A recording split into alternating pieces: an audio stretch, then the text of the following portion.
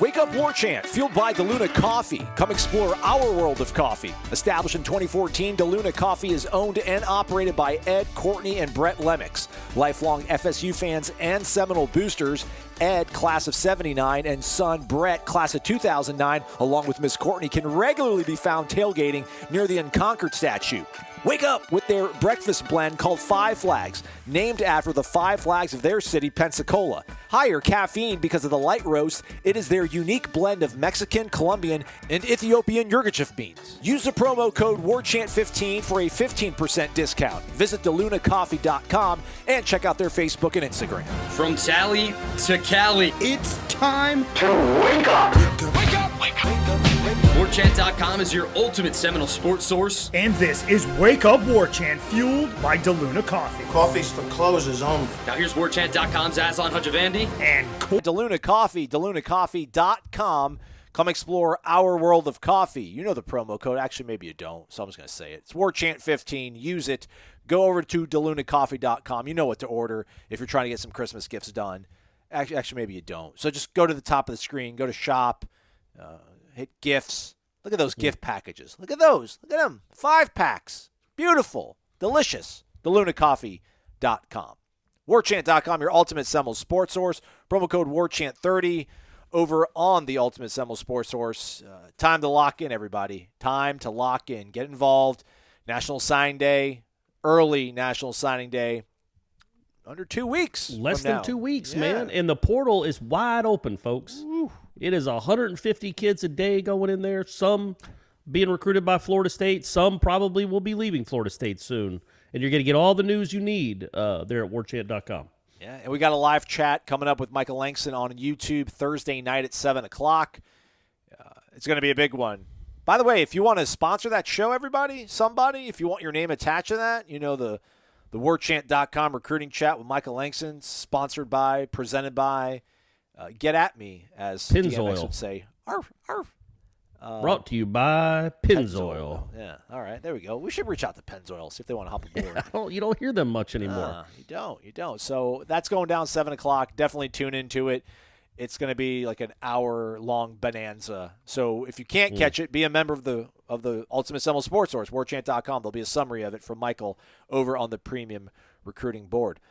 Corey, how are you, man? You jumped in. I like how you just kind of jumped in there. I like that. Be more assertive. Be more assertive. I like that. How are you? I'm trying, man. I'm trying to not be such a second fiddle. Yeah, man, I'm doing well. Can't complain. You know what I mean? Can't complain. My son is old Brady. Busy week for the B-Dog. He's got theater rehearsal all week. Well, he's been rehearsing for months. He's got a one-act play that he's in on Friday night and Saturday night. And so they're rehearsing all week this week until 7:30. And then from 7:30, I have to take him right from school to basketball practice. Ooh, so Renaissance this man. This kid's everywhere, man. And on Sunday, he's got baseball workouts. So, yeah, he's doing a lot of things. Busy kid, trying to keep him busy. A 13-year-old's mind can wander a little bit, so we try to keep him on task and keep him busy. But, yeah, excited for his one-act play this weekend. Not excited enough to see it back-to-back nights. I'm going to opening night. That's what this old man does. I don't know, the problem is, I don't know, the SEC championship game will probably run right into when he would be starting his play. And like I said, man, I feel like one time is enough. He was perfectly okay with that. I explained it to him. He's like, oh, yeah, you don't need to come see it again. Just see it the one time. So me and Stephanie are going. Shanna and Ryan are going. And then my mom, my sister, and my brother-in-law are all going to watch him do his thing on a Friday night. Feel the love, Brady. Feel that love, man. Open your heart. Let it in. Yeah. Let it nurture your soul, kid. That's awesome. Everybody. Well, apparently there's 2 girls in that theater class that he'd really like to. Let's go. Feel the love. Let's go, Brady. Get your minds out of the gutter, guys. I'm talking about 8th grade love, not gross stuff. Holding hands at the roller rink on the slow dance skate. Right, yeah, eating ice cream together or something. There we go. Yeah. Very well. On Wednesday, we spoke to the now newly crowned reigning ACC Defensive Player of the Year, number 11 in your programs, number 1 in your hearts, Jermaine Johnson. He's the first Florida State player to win Defensive Player of the Year since 2016 with DeMarcus Walker, who I think split with Ben Boulware that season. Joins an illustrious Florida State list of just playmakers. Bjorn Warner in 2012 won this award. Dockett in 2003, Wadsworth in 97, Peter Bulware in 96, Derek Alexander in 94, and Derek Brooks in 1993. I thought nobody in the ACC liked Florida State, huh, everybody? Look at all those guys that actually won that award. All that said, though, I don't want to get anybody in a bad mood, although a little bit maybe. I was going to say when I was looking at that list, I'm like, all right, who'd they screw over in 2013? How did Joyner or Jernigan not? Oh, it's Aaron Donald. Okay, you got that one right. Good work, writers. You actually got that one right. Yeah. So I just wonder if anybody called into the Feinbaum show about man, it's all about the SEC, Paul. You see that guy. You see that guy, Jermaine Johnson, go to Florida State. He could barely get on the field in Athens, and then he goes to ACC program, and he's the player of the year in that conference. Man, they don't play big boy football anywhere besides the SEC, Paul. Let me just say, as a native of the South, I grew up in Georgia. That accent offended me to no limit. I almost want to stop the show. I'm so offended by that country accent. Speaking of, that's the thing Brady has to do in this play is he has to be an old Southern country man. That's the accent he has to roll with. But his teacher said, you can't be goofy with it. Just do a normal Southern accent. Don't try to be over the top and make fun of the accent. So, because, he lives in Georgia. Yeah, man, that's the crazy thing. Is number one, Georgia definitely could have used Jermaine Johnson this year. Think of what their record would be if they had him. Right. Good point. But how many points? They might not have given up a single point all year, as opposed to whatever it was, 80 in the whole season, which is just incredible.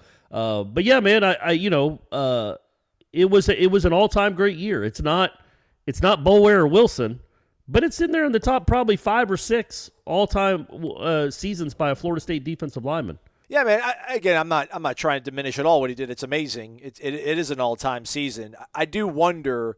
We do bring up DeMarcus a lot. We bring up Bjorn a good bit. I do wonder if the whole 5 and 7 thing will ultimately kind of affect the way we talk about him. 4 or 5 years from now. I don't think so, though, right? Yeah. Don't you think I don't know. Maybe it's because Bjorn played right before the national championship team, and so he kind of got lost in the shadows real quick. He is very lost in the after he left, it was out of sight, out of mind. Plus, the best season in school history was right after he left.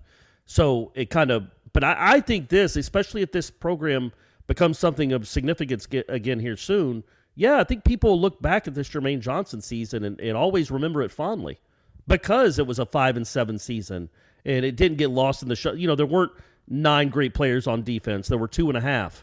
And it doesn't get lost in the shadows of other guys as much. I think, I don't know, I might be wrong. I just think, there's bigger and better things ahead, obviously, than 5 and 7 and an ACC Defensive Player of the Year.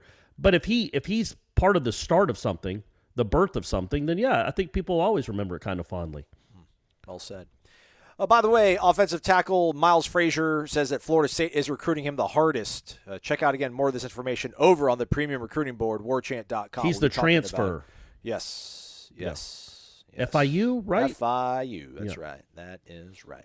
Let's get back to the mailbag, as I don't think there's anything that pressing in the immediate term here, but if it does percolate here, we'll talk about it. Oh, well, yeah, we should also talk about a pretty big story there, Aslan, is that Florida State is on the market for a new athletic director. It was made official on Wednesday evening-ish that David Coburn would be retiring. Word came out kind of early Wednesday that Florida State was looking at candidates. Ira wrote about it, talked to some sources that said, yeah, that looked to be the truth, that was happening. And then, a few hours later, Florida State sent out a release from David Coburn saying, yes, his plan all along has been to retire at the end of this spring semester. So spring semester of 2022. He said he'll serve until then, or I think the quote is, let me see what it says here. Let me get it exactly right. I have agreed to stay on until the end of the spring semester or until the position is filled, whichever comes sooner. Okay. So Florida State is officially on the market for a new athletic director. What a tough situation he walked into, right? Okay. Oh, geez, are you kidding? Yeah, he had to clean up some finances. They were in some real turmoil there. Had to pay a big buyout. That didn't help for somebody not to coach his football team. But yeah, he was tasked with essentially balancing the budget of the athletic department, trying to get rid of the red as much as possible. So he probably wasn't the most well-liked person maybe in the athletic department because he's there to do a job.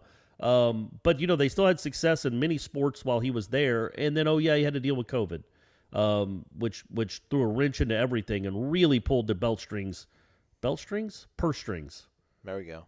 Yeah. Tighten the belt. Tighten the belt strings. That's, I guess, it's not how that works, Corey. Tighten the purse strings even more during COVID. But yeah, he's a Seminole through and through. Has been a part of the university for, I don't know, man, since Bowden got here, like a long time. Yeah. Like a 2 degrees, 3 degrees. What are we thinking there? Is he a triple? I think 3. I know he's got his JD, and he's got an undergrad, and I think he's maybe got an MBA or some sort of business thing, maybe a master's. But in any event, though, yeah, absolutely no-blooded, like for real. So that's crazy. I thought maybe he would kind of try to hang on for a little bit longer. He obviously got hired as interim position and went full-time in 19, and then, as Corey mentioned, had to kind of bear the brunt of COVID and tell Willie Taggart he's fired. So he's seen some things, man. He'd be a fun beer to have with, if you got four people over for dinner, dead or alive, who would it be? Maybe David Coburn makes the cut. Tell me There's what no you chance. Saw. There's no chance. I'll meet David out at a restaurant anytime, but out of all the people that have ever lived, David Coburn, come on. I think I could go meet him in a couple of weeks. I'll just be, David, let's go get a drink, man. That'd be fun. But I'd love to have David over for dinner. Don't get me wrong. He just doesn't make the top 4. I assume I probably wouldn't make his either. But I did want to read his it's a quick statement in the release that came out on Wednesday, because I think it does kind of touch on what he had to deal with. He says that the president has known for some time that I plan to retire at the end of the academic year. When I accepted this position, I was determined to get the athletic program and the university I love through a historically challenging period. We're seeing the light at the end of the tunnel in terms of the myriad of COVID-related issues, not the least of which was the potentially crippling budget impact that virtually all schools have suffered through. Our athletic department is in excellent shape. We have coaches and staff who are recognized as being among the very best in the country and phenomenal student athletes who compete at the highest level and all that. And then he's enjoyed his position as the athletics director a great deal, and it's been very rewarding. But this program needs an athletic director who will be here for the long term. It is just a good time to step away and let the next generation take it from here. So there you go. So the old guard is out. I'm not calling him old, just saying, they're going to be replacing him. The administration is getting an overhaul. And we'll see what that looks like. Obviously, there are some names that that I'm sure are already being bandied about among FSU fans. Michael Alford, president of Seminole Boosters, probably is one. CEO. Sorry. What's the difference? You see all these like corporations that have 1,000 vice presidents. Right. So if the president dies, who gets it? Senior Vice President of Americas. Senior Vice President. Yeah. Like, well, then European sales. Yeah. I should be Senior Vice President of Warchant. That'd be nice, right? I'm not saying Gene's president. I'm vice president. So, yeah, I would think Michael Alford might be on a short list if he wants that job. Maybe Jeff Purinton is a name that people will talk about. He's the assistant athletic director at Alabama. He's been there since Saban got there. So, a long time. Wouldn't you think you'd be I know it's been a lot of fun being around national championships, but at some point, wouldn't you want to go do something else? Brady left Belichick. Purinton can leave Saban. So I'm sure he's a name. He's a name that'll, like I said, that'll be talked about and maybe get an interview. But yeah, so they have the end of spring semester is usually April. Yeah, something around there. Yeah. So they got 5 months to plenty of time, and they might already have somebody in mind. That might have been what spurred this all along, this announcement, because maybe by the new year they're announcing somebody's already coming in and taking the place. But yeah. It's a really big hire. Let's hope they get it right. And Coburn did, considering what he was up against, financial-wise, and a hire that was made before he got here, he did an admirable job in that role. I'm sure he didn't think when he got the interim tag when Wilcox left that he would still be doing it rolling into 2022. But that's where we are. Triple alumnus, bachelor's degree, master's in urban and regional planning, and a JD. So shout out to David Coburn, you and your lovely wife, Mary. Live it up. Turks and Caicos, beautiful this time of year, Corey, right? Absolutely, my man. Great place to be. Go out there and live your life, man. Speaking of Turks and Caicos, how about Island Chief? Wake up! Well done, Aslan. That might have been your best one ever. That's right. That game, Florida game, I think, was like a condensed version of our season. Some might even say a microcosm, Island Chief. Injuries redemption, comebacks, and all the oldies were there too. Discipline, special teams, focus, execution, physicality. It all showed up to show how far we have to go. Great recruiting class, and killing the portal may serve to solve those ills. What does a top 10 class say about Mike Norvell, considering his record here is 8-12? Ooh. Do you invest in him now? Give to him what we are asking of recruits. Believe. What does that mean, though, invest in him? I don't know. Is he asking me, you, or we? Because basically, give to him what we're asking of recruits is to believe. So should we believe in him? Oh, yeah. I'm close to a believer. I'm not 100% sold. I need just a little bit more proof than 5-7, but I really liked what I saw this year and the improvement. Speaking of the improvements, Aslan, I don't know if you saw the thing I tweeted out on Wednesday, but I'm going to read you some numbers real quick. Please. Because I'm all about FemRow. That's my dog. There we go. I'm all about efficiency ratings. If you don't know who it is, it's FemRow and then, I can't remember the other guy's name, Bill Conley maybe from S&P Index. They have this formula, an efficiency formula, where it kind of takes out, it takes into account like time of possession or pace of game, but also takes out of account, garbage time points and games against FCS opponents, which in this case actually helps Florida State. So according to them, Florida State was 5-6 this year because they only go by what you did against FBS opponents. But it's an overall efficiency, like basically what you should be ranked. If what your record could have been, what it probably deserved to be, all that nonsense. You guys understand. Georgia's number 1. I think Ohio State's number 2. Michigan's number 3. That's their rankings. But anyway, so last year, Florida State's overall ranking in the FEI index for efficiency, overall, just the kind of team they were, was 94th. They were the 94th best team out of 130. This year, they cut that number in half, Aslan. 47th. They jumped up 47 spots in 1 year. What happens if they make an exact same jump next year, Aslan? They're number 1 in the country. Ooh, that's right. Probably won't happen. I think it's like losing weight, right? When you're 400 pounds, all you got to do is get up and walk to the refrigerator and you're going to lose weight. When you get down to about 310 or 290, you got to start doing more. You lose water weight. You'll shed weight if you just start walking down the street as a 450 pounder. Yes. But when you get to 250, you got to do a little more. So anyway, it's easy to cut some of the fat off. But anyway, so they went from 94 to 47 overall. Here's the big, and then in offense, they were the 83rd ranked offense last year. This year, 55th. So top 60 in both, top 55 in both. I think you'd say that's probably about right. 55th best offense. Not good. We think it's going to get better, but they made a dramatic improvement from year 1 to year 2. And then here's the big one. 2020 defense rank, 103. 2021 defense rank, 37. My man improved them 66 spots in 1 year. So anyway, I thought that was interesting. Absolutely. That's a good sign. Yes. Good sign. Now look, they were a 3-9 team last year, 2-10, 3-9. This year they went 5-7. So there was an improvement in the record too. But granted, I understand that's the most important improvement you want to see is wins and losses. But when you look at that, that's a good measure. That's a pretty good measure. And I went and looked at the improvements from 18 to 19 with Willie. The offense made a big jump because of Bryles. Nothing else did. Not a substantial jump.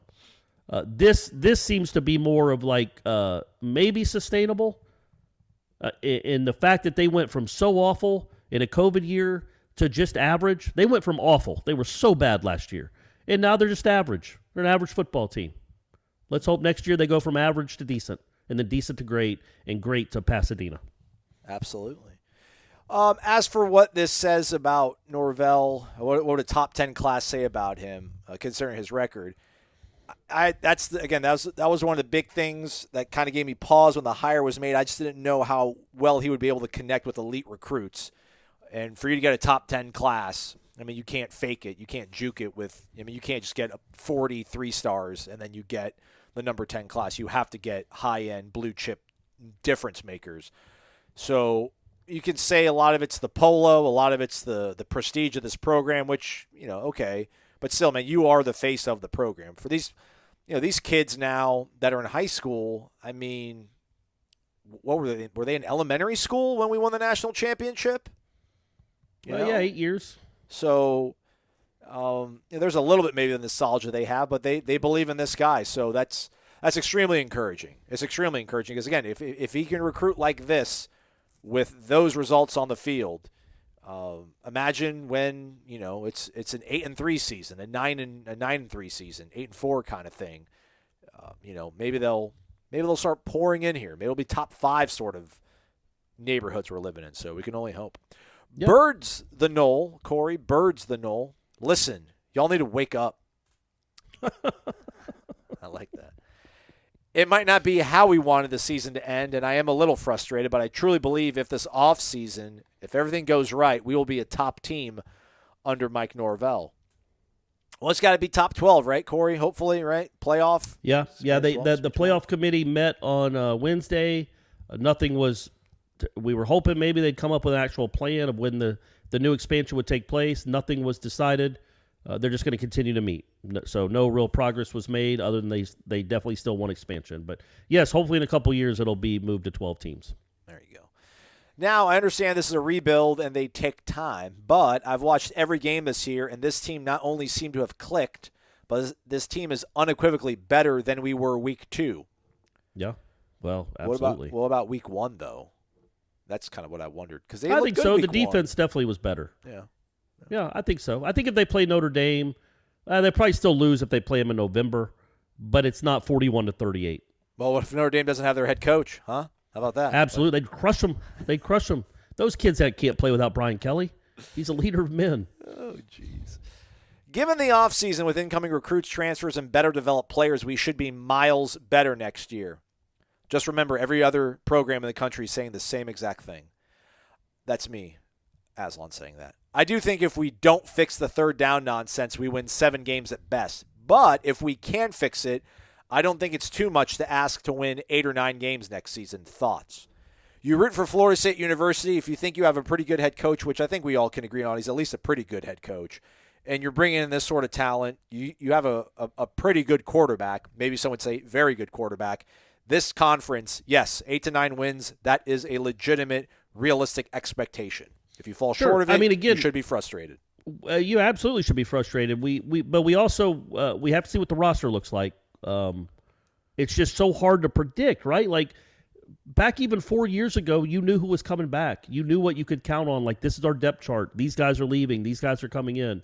But now you might have the turnover is going to be. But you can go fix it instantly, Corey. No, that's what I'm saying. So you might get, who knows who you get? Maybe get Spencer Rattler, and you get his wide receiver from Oklahoma. Jaden Hazelwood. You get two great defensive ends that are out there. Maybe all of a sudden you're a top 20 team. I don't know. Like there's really no way to know right now. The good news is that you like who the coach is. You like what the coach has done from a physicality standpoint, from the culture that we talk about. I think you like that. But it does matter who his players are. But yes, I do think, the one thing that happened this year is you don't go in any games now really expecting to be blown out. Like we went into last season thinking, okay, blowout at Clemson, probably a blowout at Florida, maybe get blown out by Miami again. We'll see how good Derek King is. This is me talking like back in May. Yeah. Who knows what Notre Dame's going to be. But, you were so bad in 2020, you were like, okay, just win the games you can win, and then you're going to get blown out a few, but you really didn't. Wake Forest was the only one that blew you out. All those other games, I'm pretty darn sure if Jordan Travis is healthy against NC State, if they don't have the flu, I like their chances of winning that game. I really do. That's probably not fair. There's no way to prove it. But I just think I like their chances of winning that game. They were in a one-possession game with 8 minutes left and had the ball. And then went forward on 4th down, didn't get it, and the game was over. But we don't have to bring up old stuff. But so, you've now gotten the program to a point where you should be in every game in the fourth quarter. So, yeah, if you're in 12 games, let's say you blow out 2 of them.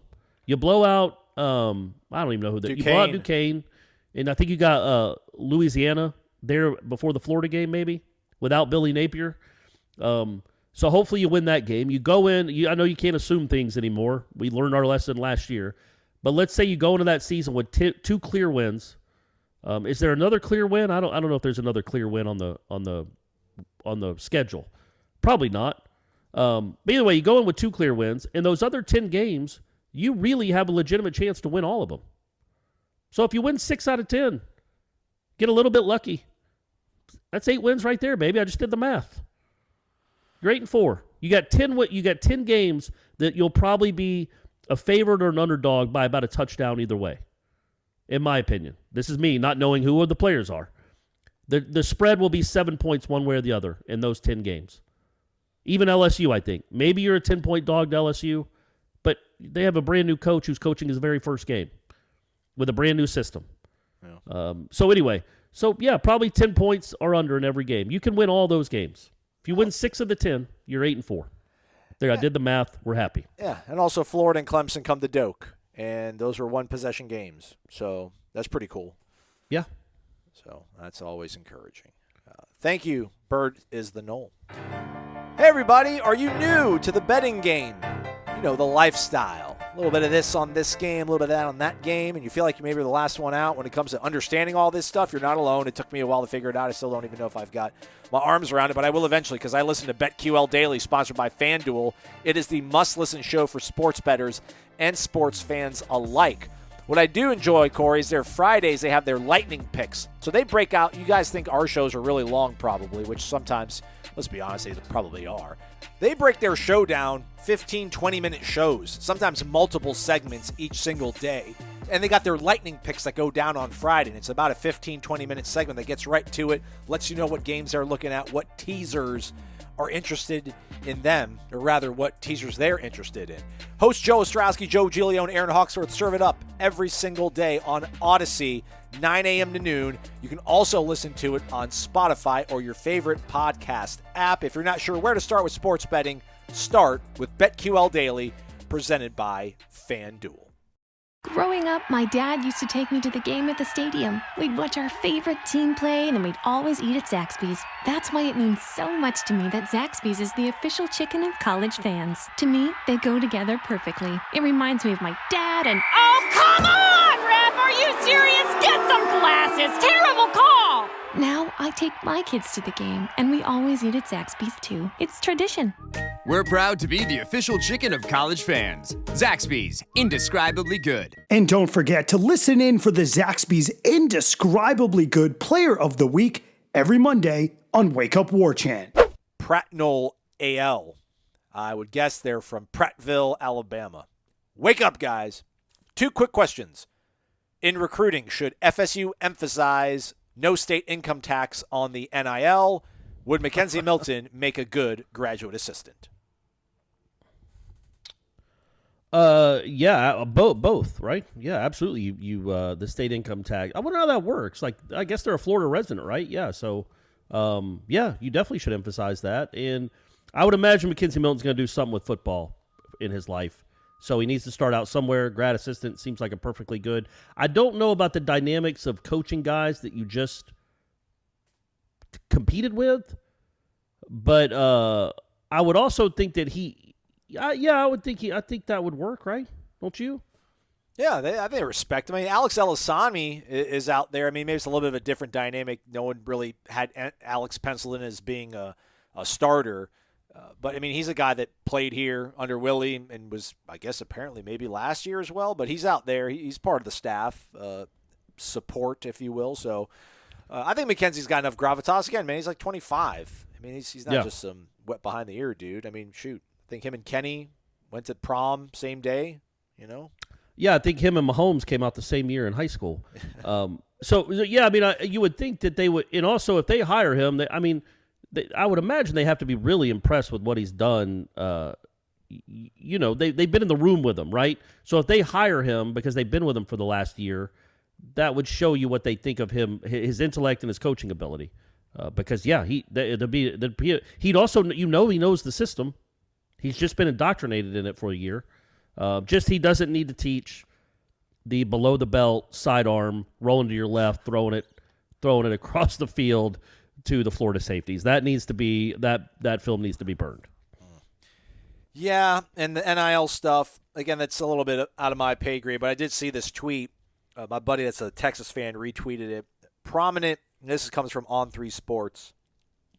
Prominent Texas donors including former Texas athletes and a sports marketer named Nick Shuley, are launching Clark Field Collective, which has secured an initial pledge commitment of $10 million for Texas NIL activities. It's the game changer, Shuley said. So I don't think we've got that going. So, and they don't have state income tax either, but California does. So let's leverage that. Let's leverage that. I do wonder how much is NIL going to be more important, you think, Corey, for the kid coming out of high school or the grad transfer? I think the kid coming out of high school. The grad transfer guy, I think he just wants 1 year, good film. He wants a Jermaine Johnson thing. He'd rather be Jermaine Johnson than do a Dr. Pepper commercial, right? Well, I don't know. Being in like the you're talking about being in Fansville? Well, yeah, that'd be fun. He could be next to Boz and whoever the judge is. I don't know. I don't really watch those anymore. I turn the channel when they come on, but they seem funny enough. They're great. The NIL, man, that's where we are. That's the future. That's going to be. I've always talked about you're not going to be able to compete with these schools. You just don't make enough money to compete with LSU to go pay a coach $12 million. But Florida State does have boosters, big money boosters. And all the big time programs are going to have to come up with formulas like this, and it's just going to be part of the cost of doing business, like literally. Because and these kids, of course, they're going to be like, okay, because they're here for 3 years, not one. So if say you give Travis Hunter, say we hire him at Warchant to be our, to do sideline. He's part of our Warchant raps each week. Yeah, it's Ira, Travis, and I. There you go. Man, that would be cool. We should think about doing that. And we say we'll pay him $15,000 per show, which we're not. This is just hypothetical, folks. I don't think we'd get a lot of views, but I don't know we'd get enough views to make up that. But he'd rather be able to do that for 3 years as opposed to one. That's a cool 3-year deal to lock into. So I do think that's something that it's much more important, I would think, for these guys. The guys that are coming up, too, because this is their reality. This is what they've lived in. The dude that's been in college for 4 years, this is new. This is like, but these guys, the guys that are like the juniors in high school right now or the seniors, they've known about this for a year now. So they've been planning and hoping and projecting income from NIL deals. That these guys, the Jermaine Johnsons of the world, that wasn't really ever part of their upbringing. But now it is. There are 14-year-olds right now, I promise you, all over the country, who are being told about what kind of NIL deals they can get. Quinn67 posted a question, and then he posted a second post that said, P.S. to all fans and alumni, give to Seminole boosters now. So he tells you, he said it to you, everybody, so go do it. Yeah. Nole Dude 1015, wake up, you handsome devils. Do you remember this guy? No, but I like that. I like that. Well, you gotta let us know where you're from and the most famous person from your hometown, or else we don't read your question. So let's go to the next one. I'm just kidding. But really, though, next time, come on, Nole Dude, figure it out. I believe that 2022 is a show me year in the sense that I would like improvement in at least a few positions. Obviously, offensive and defensive line need improvement. Does the defensive line really need improvement? No, it needs to stay. Yeah, it needs to have similar production, which is going to be hard. And another off-season workout and spring practice for every position should help. To me, I think that if the lines of scrimmage get better, then the offense should be better.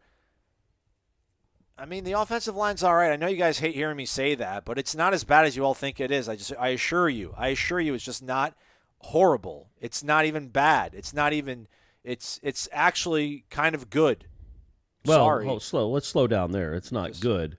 When it plays, like, look, man, this current incarnation of the offensive line against LSU defensive linemen, it's going to struggle. It's going to struggle to keep Jordan Travis upright. These guys. It doesn't mean they can't be good enough to win 8 games in the ACC. But when you're playing the really good defensive lines, they struggle there a little bit. You saw some of that Florida game, man. I mean, I know they went empty, but you saw that. Like there a couple times your tackles just got blown by or shoved out of the way. That's something you hope maybe you can go fix, or like you're talking about, or I think he's talking about. Robert Scott with a full year, and a whole other year to get stronger and bigger and better, might end up being a good tackle, a good college tackle. I think so. I just think of the way Boston College's offensive line looked horrible. Like, we made them look horrible. That was a bad offensive line. That kid had no shot. A lot of Jordan's sort of stuff is just, a lot of it's holding on to the ball a little bit too long. Sometimes it's taking just a bad climb in the pocket, not all that cleanly. You know what else it is? Is like his first and second reads, I have to imagine. We don't watch the all-22 with Dillingham's, but they're probably not open a whole bunch. That's what I mean. He's, like, if you want to he's talk not about, working with his first read is like, okay, I'm looking here. Okay, he's not getting open. Okay, second read, he's not getting open. Well, that's when naturally panic starts to come in, because especially against good teams, you can't hold on to the ball too long against the Florida. So you start looking at the rush a little more once those first two guys don't get open. But I did think for the most part, especially the second half of the season, well, really the whole season, save for a couple of games, I thought the offensive line was adequate, but it's not good enough. And if you can go find yourself a couple of, look at the fact that, like, this is a funny conversation going back to headlines. Well, even going back to me being a smart aleck on this show about Dylan Gibbons. I was clearly a little bit dismissive of the Dylan Gibbons news back in May when he transferred. I didn't say that he was terrible or that he wouldn't start, but I wasn't doing cartwheels over a guy that never played at Notre Dame because I wasn't convinced that just because he signed with Notre Dame out of high school in 2017, he was automatically going to be an upgrade or a significant upgrade to what Florida State had, because you just didn't know. He hadn't played. Well, guess what? He was your best lineman. And so go find a couple more of those. And if you do that, then the other guys get a chance to get better. There's more competition in practice. You don't have to roll out third stringers that are never going to play during practice because all your offensive linemen are beat up. You definitely need to go get 2 or 3 offensive linemen, good ones, and then that only builds depth, man, because they're all going to get banged up. Yeah, I know I'm not saying stand pat there. I'm just, obviously get better at every position. But if I had my druthers, I would like another corner or two, like just a pure cover corner. I would like that very much. You got T. Hunt coming in, man. You got Big Game Hunter. All right, well, whatever. Is that our nickname, or I don't like always doing nicknames off kids and the last names, but I feel like that's what I'm drawn to. That was solid. Not gonna lie. Yeah, Big Game Hunter, because how about that, by the way? Man, I just came up. I mean, I'm probably not the first person to do this. I bet there's going to be signs at the Collins Hill State Championship game that say Big Game Hunter, but still, for your purposes, Aslan, I just created an incredible marketing campaign on the spot. There we go. Every time he's in a big game and does something, Big Game Hunter. Let's get Bass Pro on board. Let's get some NIL stuff going. Well, with Warchant getting a little piece of the action there because I came up with it, clearly. I need to go patent that. But I think defensive line, if you're looking in the portal, not that this question was even asked. But receiver, cornerback, defensive line, I would put all those ahead of offensive line, personally.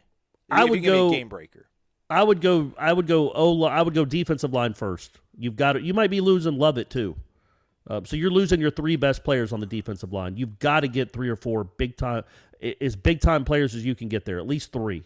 And then offensive line, I think you need 1 or 2 for sure.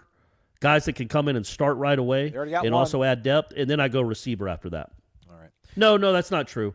You're right. Receiver and O-line both need help. We talk so much about the players, but I honestly think this is a show me year for every coach outside of the head coach, because no matter what, he's not getting fired. Keep saying it, everybody. Keep saying it. But the others... If he goes 2-10, we might have to revisit it, but we don't expect them to, man. You heard those numbers I just read. No, that would be an absolute shock. I just wonder if you go 6-6. Oh, you're back. Yep, absolutely. Don't even worry about it. Don't even bring it up. You're back. What are you going to do? Who are you going to go get? What are we doing? Who are you going to go get? Mullen? Yeah. Oh, yes, they need to improve across the board. Also, has been stated a number of times previously by others, but a Mount Everest improvement in third down and special teams would help. Those areas need to improve in 2022. Is as bad as 2021 was, then I don't have high hopes. Not surprised about the coaching salaries at Southern Cal and LSU, but where are the high-income people who attend FSU? I'm not an alum. But it seems like there needs to be a bigger push to get former Noles to donate in order to get that booster account a lot bigger with a few more zeros in the account. They're certainly trying. Looking forward to listening to you guys getting me through the offseason like last offseason. You guys nailed it and helped me keep my sanity. I think you both deserve a long vacation, even if that means not listening to the podcast. Ha-ha. Where would you go? I know someone else asked this already, so just want to keep that convo going. I'm looking forward to my upcoming vacation to Anna Maria Island here soon. Take care, and all of you guys rock. On to 2022. It's only, 250 days away? Oh, boy. I am looking forward to that New Orleans game. I'm already looking forward to that. I don't know where I'd go for a vacation. I'm not a huge beach guy. Plus, I live in Florida anyway, half the time. Yeah. I really want to go to Austin. Never been there. Yeah. I want to try that in the spring. Tom Segura lives there now, and as you remember, I'm basically best friends with him. Correct. The comedian, so I'll probably just hang out at his house for a few days. Maybe go see Rogan. I don't know. Yeah. That'd be an interesting night. Me hanging out with Rogan and Segura. We'll try to make that happen. I'll have a lot of stories. But as far as the coaches, yeah, man, I think they all got your fingers to your eyes and back to them that going into this next season. They all have something to prove. Fuller had the best year out of all of them from a statistical standpoint, going from 103 to 37. But he also had some help that we don't know is coming again in the transfer portal. We hope it is. But yeah, Dugans, Marv, well, maybe not Atkins. Atkins, we think is doing a lot, is doing as much as he can there. Dillingham, yeah, because the third down deal, you're abysmal. If you were just average at third down, you probably win an extra 2 games.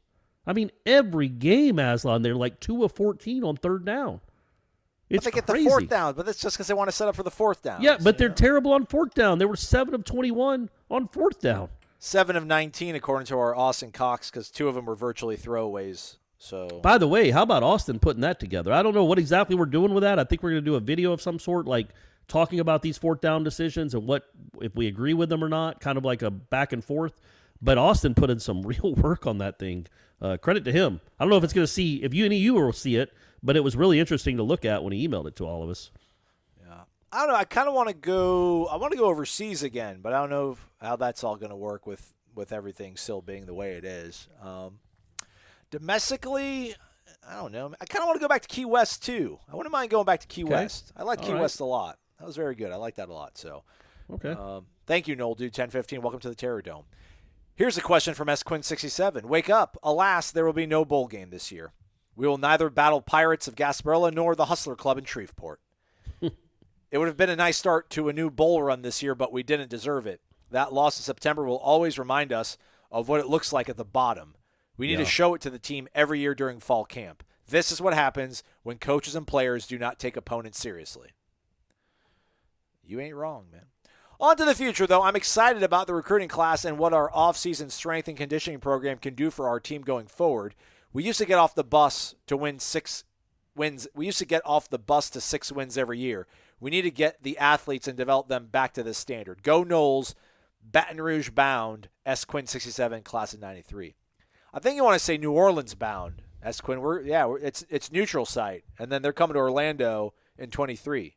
So, I mean, I think where they are now, though, come back.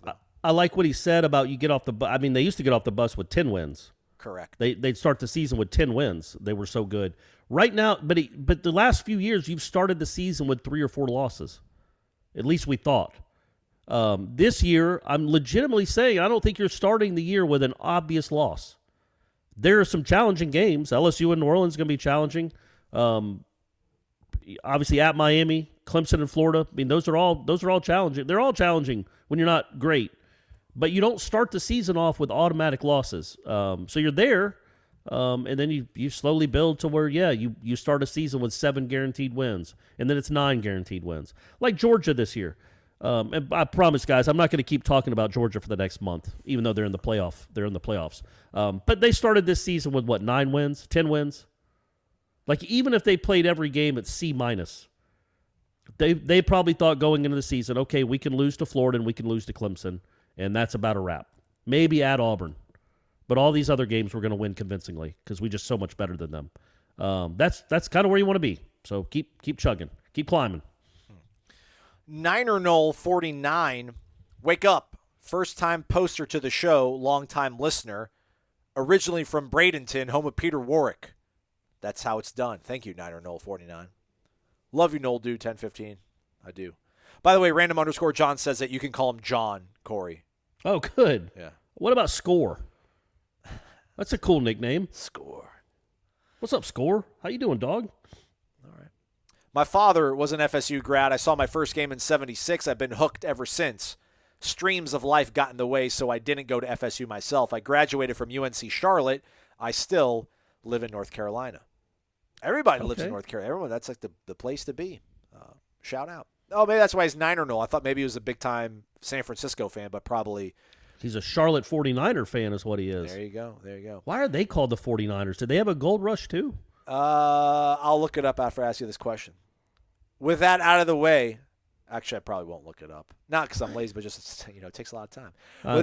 How would you find that out? Like, what would I Google? Like, why are they called that? Do I go to their Wikipedia page and hope it says I'm going to do it. You asked the question. I'm going to do it. I'm going to figure it out. All right, I'll ask the question. I'll answer it first, and then Corey can come over top of it. With all that out of the way, if you had a redo of any loss this year, okay, well, then you parenthetically took this off the table. Outside of the obvious Jacksonville State game, which would it be and why? He says North Carolina State. Thanks for the entertainment and great insight. I can't get on Tobacco Road. Drink the Luna, eat Zaxby's, go Noles. Thanks, man. I appreciate that. All right, well, if you're going to take the obvious one off the table, which I don't know if it's all that obvious, but I guess it is. Yeah, you want to get that off your just golly. We all have something in our lives we probably would just wish it could get scrubbed off of, and it would bring us back to such great heights. It would restore our family name and honor. It'd be awesome. That would be it, right? Like taking this Jacksonville State loss. For me, Florida. Yeah, beat Florida, go into the offseason, state champs. You would then have won, 3 in a row to end the season. 4 if you win your bowl game. You're 7-6. The nation's talking about you. They like this Jordan Travis kid. Look at the way he's played the last 4 games that they've won. It's incredible. I can't wait for that Week 2 game in New Orleans. I mean, there'd be a lot of buzz. I think Florida State might even be a top 25 preseason team if they beat Florida and they go and win out the bowl game. So I want to beat Florida, man. It'd be the Florida game. Okay, yeah, I would say Florida's the right answer. Jacksonville State, because the cool thing about, if you would beat Jacksonville State and you lose to Florida, you're the same record either way. So you'd rather get the win over the rival to be 6-6. Plus, you have a really cool story of, man, we were so bad in September, we lost to Jacksonville State. Then we went 6-2 and beat our 2 rivals in the last month. You need to come to Florida State. The train is gaining steam. So yeah, that would be the one I'd take. And you're right, it gets you to a bowl. Either one of those gets you to a bowl. But you could say maybe if you beat Notre Dame, the whole season goes differently. But I think we're working on the premise that you can only change one game and all the other outcomes are the same, right? I was half listening because I was doing my research. That actually is a good one. I didn't even think about that. Notre Dame, that might be the right answer. I think maybe that does change it because that's a twofer, might be a threefer. You win that one, you don't lose to Jacksonville State, maybe even beat Wake Forest. And does LSU hire a coach that lost to Florida State? Maybe they go in a different direction. Maybe they go hire Jimbo. Stop it. Who knows? All the dominoes that could fall. What did your research find out, Corey? Okay, so the 49ers moniker was chosen in recognition of the importance of 1949. UNC Charlotte originally began as the Charlotte Center. That was the name of the school in 1946. And it was founded to serve the educational needs of veterans returning from World War II. So there were a handful of similar institutions across the state, but it was started to help veterans go get an education coming back from the war. But in 1949, North Carolina began to close those centers because demand decreased. So there weren't as many schools. So they tried to shut down the Charlotte one, but Bonnie Cone, the university's founder, and its supporters were keenly aware of the region's need for a public institution, and so they established the University of Charlotte the same year. So it happened in 1949 was when the school was officially created. There we go. But fun fact, Aslan, it even says so right here on the little thing I'm reading, the blurb I'm reading. The 49ers nickname wasn't adopted until 1961. For the first 12 years, they were known as the Owls because the school typically operated at night. So they were called the Owls, I like the Owls, man. I think the Owls is a cool name. Yeah, absolutely. There we go. But now we know. I've heard Charlotte 49ers my whole life. And not once did I think, why are they called that? They're not in sin. There was no gold rush. Charlotte wasn't a part of some weird gold rush, and no, now we know, man. I'm glad we're educating people. Everybody, Corey, is trying to cash in on the next best, I don't know, real estate venture, stock, mutual fund. But if you want a guaranteed way to double your money, all you need to do is use the promo code WARCHANT at mybookie.ag. It's simple. Go to mybookie.ag with the promo code WARCHANT, and your first deposit is immediately doubled, all the way up to $1,000. How is that for a quick turnaround on your investment? I love it. I'm impatient. Boom. Look at that. With the NFL playoff race heating up, college bowl season is nearing ever so close. Double your firepower at MyBookie to get action in on the most important games of the season. You can build your own props. You can create multi-game parlays, which is what I love to do. And you can take part in a host of MyBookie cash prize contests. This is the best time of year to both watch and bet on sports because you've seen all these teams play all these games. You've got a good feel for it. Trust your instincts. Don't miss out. Double your first deposit by using that promo code WARCHAMP. Keep your eyes peeled for more exclusive holiday promotions coming soon at mybookie.ag. Bet anything, anytime, anywhere with MyBookie. Spartan Noles 71. Aloha, guys. How's it? It's Ralph. He's in Hawaii, everybody. Actually, I lied. He's currently in San Diego, he says. I'm thinking about driving up for the College Cup final on Sunday should our Lady nice. Noles make it to the finals. Look at that. Nice. I know a guy that's flying out there on Sunday if they make it to the finals. Let's go. Spencer. I'm going to give a shout-out to a guy named Spencer. I've met him at Corner Pocket, which you've been to. Yeah, he's jacked. He's a fellow. He's a Navy former guy. Marine. Or I guess you're always a Marine. But right. yeah, he served in the military, and yeah, he's a huge FSU soccer fan. And he said if they win on Friday night, he's going to fly out there for the and turn right back around and fly back that night. Like it's going to be a 25. That's how big a soccer fan he is. My So I hope if they win that Krikorian lets him in the team picture. Because that's some real dedication to fly all the way out there for one for anything, one match. Do it, Mark. I just want to thank you guys for all your hard work you've put in this year, keeping us well informed and to shape a realistic expectation of what the season could have looked like.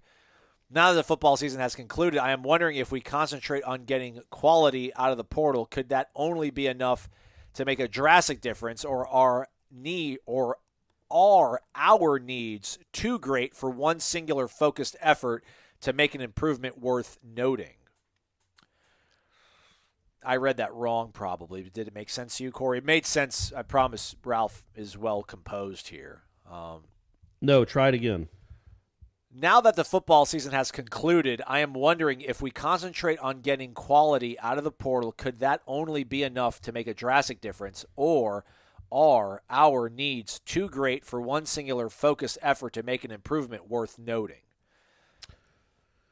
So is he talking about, like, I think maybe he's talking about one position of need? But no, man, look, I think what Jermaine Johnson and Keir Thomas and Jamie Robinson did this year, no matter if any of them come back, we know two of them aren't, only bodes for bigger and better things in this portal. This portal is the new reality, man. Like it's got to be.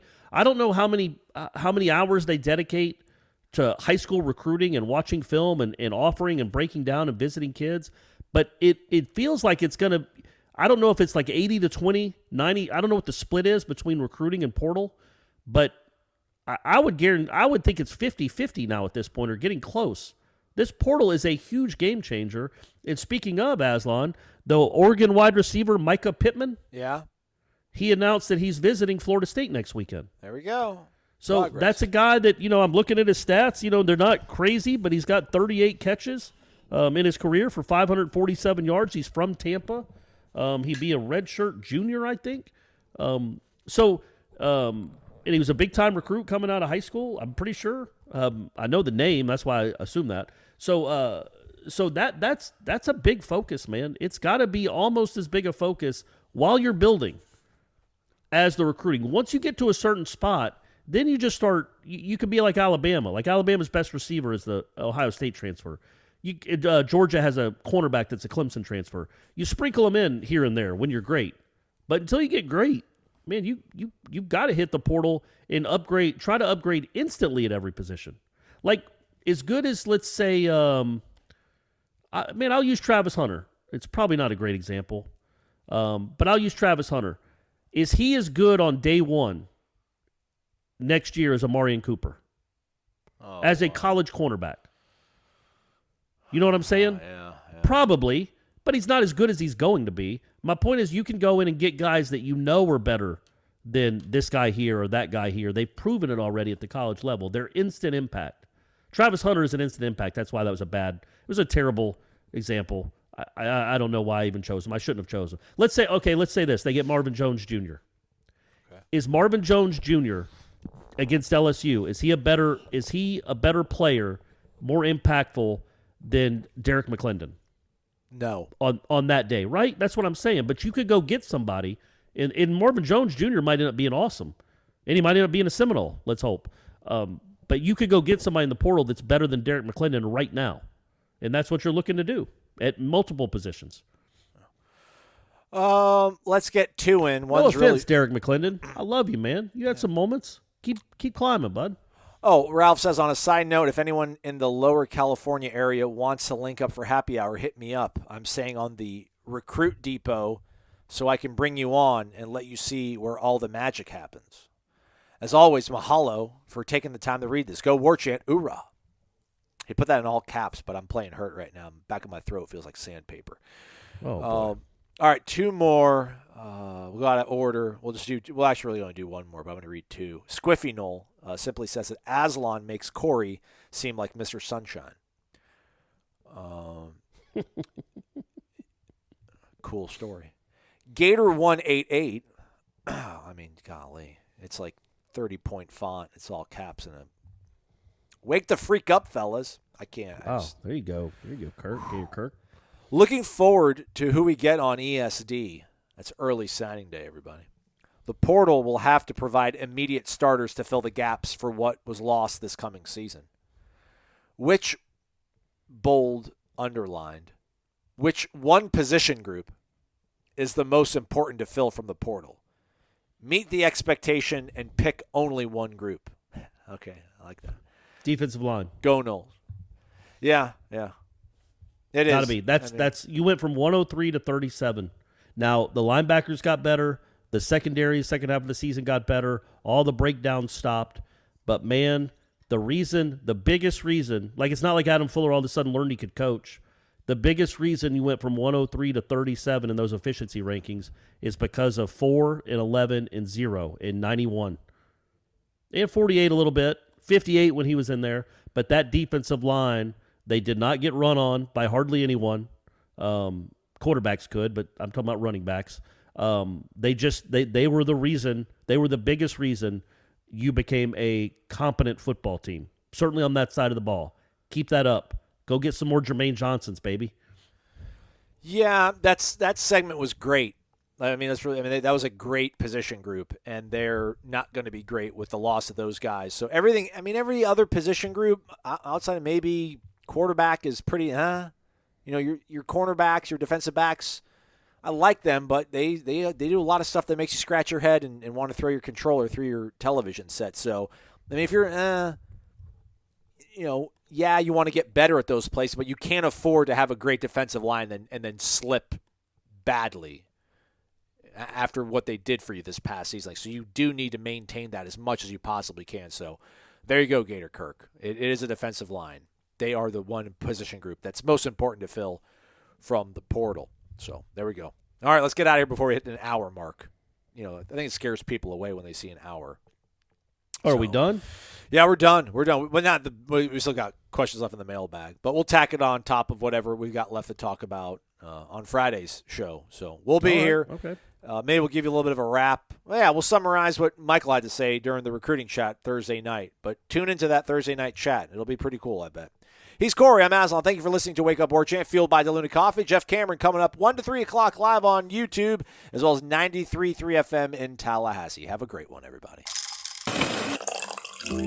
Come explore our world of coffee. DeLuna Coffee features over 24 different blends. DeLuna's unique roasts can be delivered ground finely for drip coffee makers, coarse for the craft crowd, untouched as a whole bean, or even in convenient K-Cups. Founded in 2014 by the Lemmix family, Ed and Brett are FSU alums and boosters who are extending a special offer to all listeners. Use the promo code WARCHANT15 for a 15% discount. Visit DeLunaCoffee.com and check out their Facebook and Instagram.